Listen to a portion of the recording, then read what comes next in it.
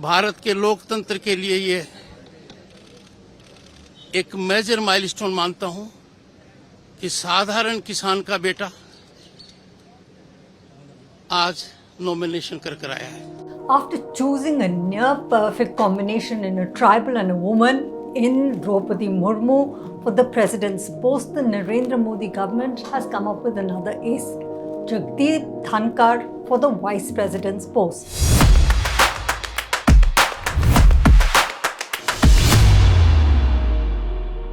To begin with, let's look at his background. He comes from a humble background, and that's what JP Nadda said. It's the rise of India's story that tells. Like a chaiwala can become a prime minister, Jagdeep Dhankhar can become a vice president, and as the numbers are stacked in his favor, it's nearly certain that he would.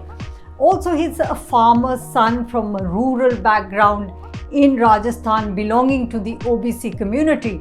Now, this is going to be a first person from the OBC community who will rise to the post of vice president of this country. And farmers' background is such a perfect choice for Narendra Modi's government, because farmers are the ones that the Narendra Modi government was in constant battle with, especially in 2020.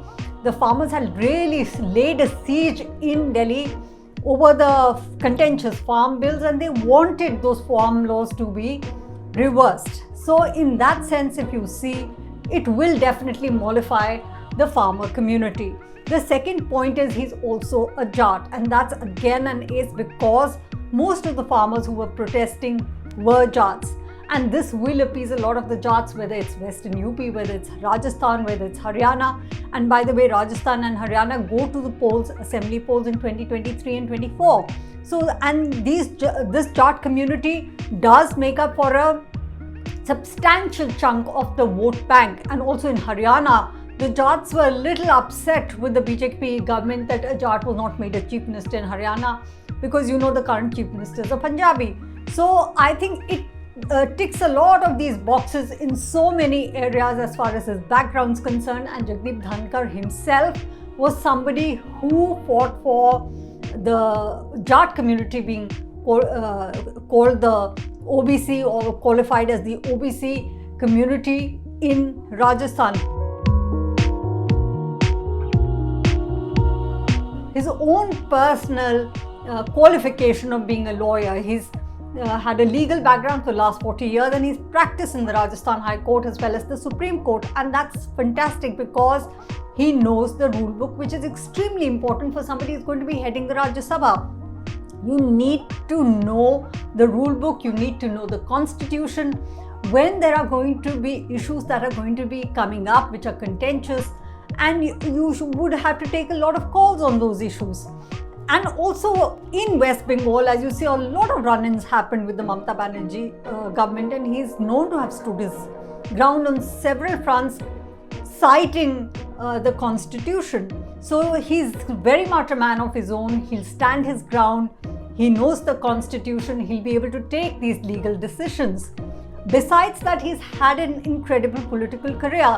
And one of the things that he has done during the years as a politician is make connections with parties across.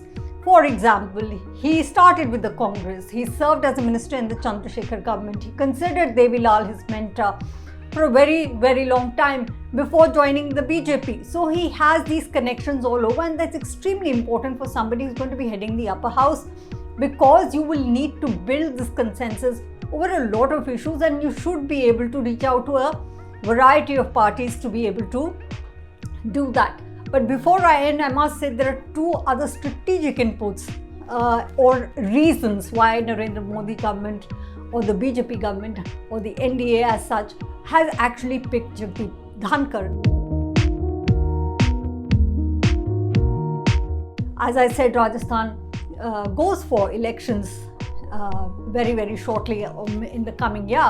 And the fact of the matter is that they will definitely use the point in elections as a campaign point, saying that we have made a person from Rajasthan the vice president and we backed him and we voted for him. And as you know, the lower house head is already from Rajasthan. Om Birla belongs to Kota. and now Jagdeep Dhankhar is from Jhunjhunu. So there are two people, and both the houses are going to be headed by people from Rajasthan. That's a huge plus for the BJP in the campaigning, and also the fact that they'll be able to say that Ashok Gehlot, despite hailing from Rajasthan, despite being a chief minister, has not backed, and his party did not back a candidate for the vice president post from Rajasthan, and that they backed Margaret Alva. So that is definitely a political point that the Narendra Modi government will want to make. And last but not the least, Mamata Banerjee has been a bête noire of Narendra Modi. She's been very vocal in her criticism of him. She's called him names publicly. And the fact is that Dhankar and Mamata Banerjee, for a large part of his tenure as the governor of West Bengal, had several run-ins over several issues. And therefore, one must say it will be a dig at Mamata Banerjee, even if she comes around eventually.